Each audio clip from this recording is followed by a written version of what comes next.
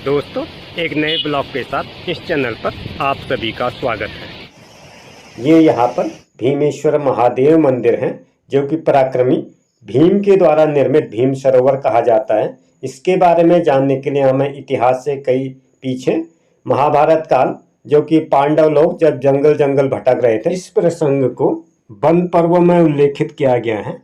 जबकि एक यक्ष के द्वारा युधिष्ठिर की परीक्षा ली गई थी। युधिष्ठिर से कुछ प्रश्न पूछे गए थे, उससे प्रसन्न होकर यक्ष ने उनके सारे भाइयों को जीवित तो कर दिया। के पास सैकड़ों हाथियों का बल था, फिर भी अपने भाइयों की प्यास नहीं बुझा पाए। इसी बात से आहत होकर वो एक सुनसान स्थान पर चले आए और क्रोध में अपनी गदा को एक जमीन पर दे मारा। कहते गए कि इस जमीन की गदा से जो जमीन में गड्ढा बना, वहाँ पर एक जलधारा बह निकली, जिसको आज भीमताल के नाम से जाना जाता है।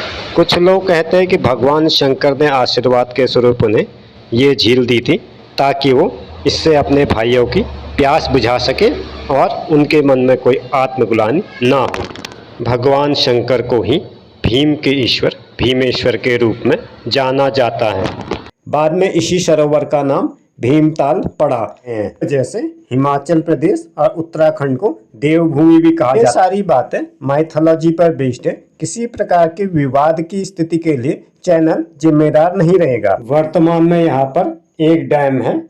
हमारे बुजुर्ग लोग बताते हैं कि इस डैम का निर्माण ब्रिटिश काल में हुआ था। तालाब की तलहटी पर डैम के एकदम किनारे ये भीम के ईश्वर अर्थात भगवान शंकर को समर्पित ये मंदिर है, जहाँ प्रतिवर्ष शिवरात्रि के मौके पर बहुत बड़ा मेला लगता है और यहाँ पर साल भर दर्शक आते ही रहते हैं। इस बात की जो संरचना है धनुषाकार है, क्योंकि ऐसा कहा जाता है कि धान के खेत भी धनुषाकार होते थे, ताकि पानी का फ्लो एक जगह पर प्रेशर न पड़े। जैसा कि मैं बहुत पुराने चित्र में दिखा पा रहा हूँ, उस टाइम में ये मंदिर ये था। इस तरह से इसके बाद भी इसमें इतनी आबादी नहीं थी। उससे बहुत पुरानी फोटो है जिसमें बांध कहीं नहीं दिखाई देता। ये केवल एक नाला था। बांध बनाने के बाद ब्रिटिश काल की यह तस्वीर बताई जाती है। वर्तमान में यहाँ पर काफ़ी सारी प्रोग्रेस हो गई है। यहाँ पर नगर पंचायत का दफ्तर है, सिंचाई विभाग का दफ्तर है, भारतीय स्टेट बैंक, अन्य सारे छोटे बड़े प्रशासनिक कार्यालय हैं। और मैं ये ब्रिटिश काल का बांध मैं आपको दिखाना चाहूँगा। इस पर आज भी भारी वाहनों का प्रवेश वर्जित है। ये वही अंग्रेजों के द्वारा बनाया हुआ बांध है। ऐसा कहा जाता है कि इसको बनाने में सीमेंट अथवा कंक्रीट का इस्तेमाल नहीं हुआ था। उस टाइम में सीमेंट नहीं चलता था, चूने या इसी तरह के ठोस पत्थर से इसकी संरचना बनी हुई थी। वर्तमान में यहाँ पर एक गवर्नमेंट प्राइमरी स्कूल है। इसी के ठीक ऊपर की तरफ को पहाड़ में गवर्नमेंट GGIC है। अब मैं इस समय झील के दूसरे किनारे आ गया हूँ। मेरे पीछे वाले पर काफ़ी सारे डक्स हैं।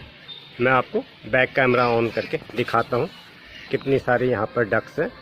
इस तरह से इस हाथ में कुछ डक्स, जैसा कि मैं आपको नज़दीक से कैमरे से जूम करके दिखा रहा हूँ। ये एक त्रिभुजाकार झील है, जो कि उत्तराखंड में काठगोदाम से 10 किलोमीटर उत्तर दिशा में है। यही यहाँ का नज़दीक का रेलवे स्टेशन भी होता है। इसके नज़दीक का हवाई अड्डा पंतनगर एयरपोर्ट है। इस झील की अगर हम लंबाई की बात करें 1674 मीटर है और चौड़ाई 447 मीटर है। चौड़ाई सब हर जगह पे इसकी बदलते जाती है, लेकिन मुख्य चौड़ाई इसकी लगभग 500 मीटर आप कह सकते हैं। गहराई 15 से 50 मीटर तक की है। यह नैनीताल से बड़ा ताल है। ऐसा हो सकता है कि भीमकाय आकृति होने से भी इसका नाम भीमताल पड़ा हो। 17वीं शताब्दी में बज बहादुर, जिनका शासनकाल 1638 से लेकर 1678 में रहा, जो कि चंद्रवंश से संबंधित है और कुमाऊं के राजा भी थे, इनके द्वारा बनाया गया।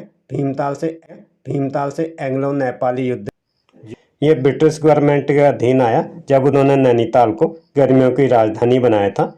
नैनीताल का नज़दीकी शहर होने की वजह से ये भीमताल से सिर्फ 150 से 160 साल पुराना रहा है। इसी के साथ आज का यह वीडियो यहीं पर समाप्त होता है। वीडियो में अंत तक बने रहने के लिए आप सभी का धन्यवाद। यदि आपने चैनल पर पहली बार विजिट किया तो चैनल को सब्सक्राइब करें, लाइक करें, साथ ही अपने मित्रों के साथ शेयर करें। शेयर करने के साथ साथ बेल आइकन को ऑल पर सेट कर दें। इसी तरह के नॉलेजफुल कंटेंट आपको यहाँ पर